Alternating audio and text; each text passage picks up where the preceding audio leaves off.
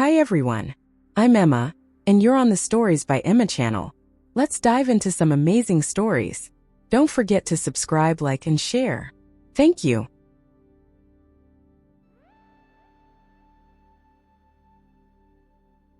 Quiet path through the city. Sarah stared out the subway window as the city blurred by, her mind racing with thoughts of her late mother.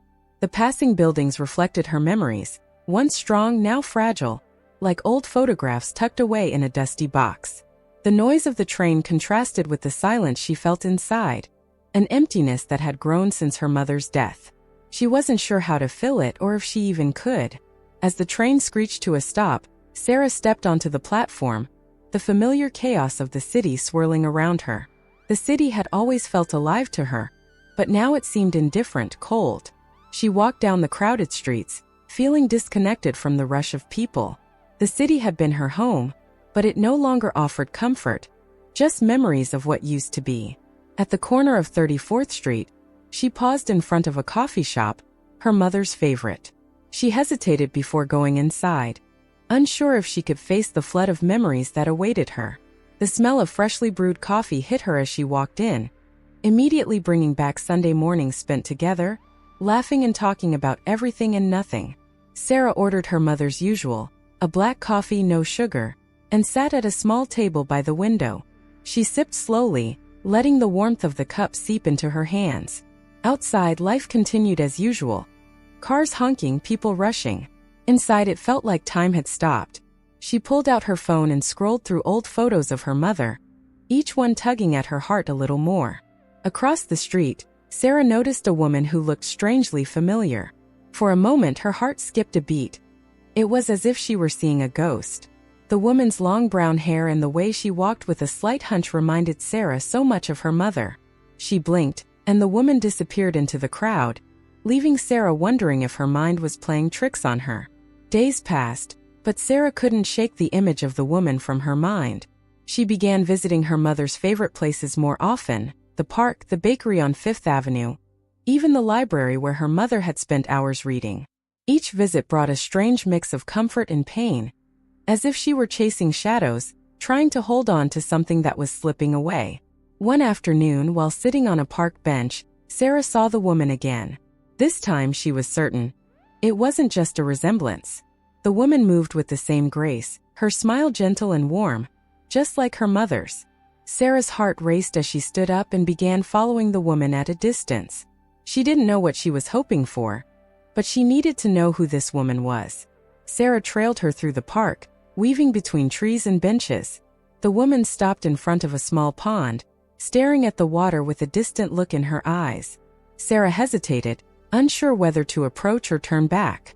But something pushed her forward, a need for closure, for understanding. As Sarah stepped closer, the woman turned and their eyes met. The woman smiled, a soft, knowing smile that sent a chill down Sarah's spine.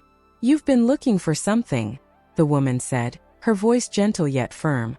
Sarah froze, unsure how to respond. "I'm sorry, I thought you reminded me of someone," she stammered. The woman nodded, her expression kind. "We all carry pieces of the ones we've lost," she said, her eyes filled with understanding. "But they're never really gone."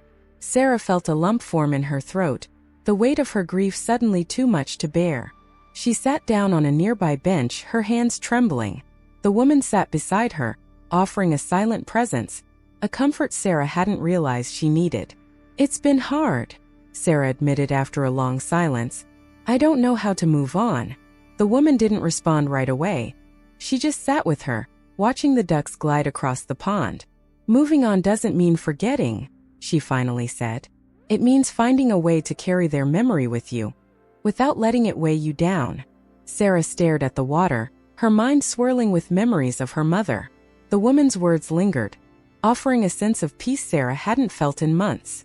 "Thank you," she whispered, unsure if the woman had heard her. But it didn't matter. For the first time in a long time, Sarah felt a glimmer of hope, a belief that she could find her way through the grief. The woman stood, offering Sarah one last smile before walking away, disappearing into the trees. Sarah watched her go, feeling a strange sense of finality, as if a chapter of her life had just closed.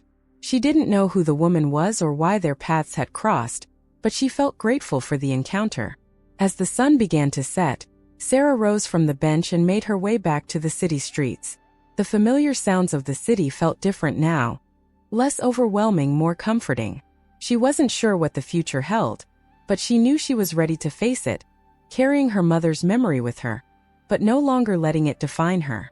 Walking home, Sarah passed by the coffee shop again, the same place where the memories had once felt too heavy to bear. She paused, looking inside at the empty tables, and smiled.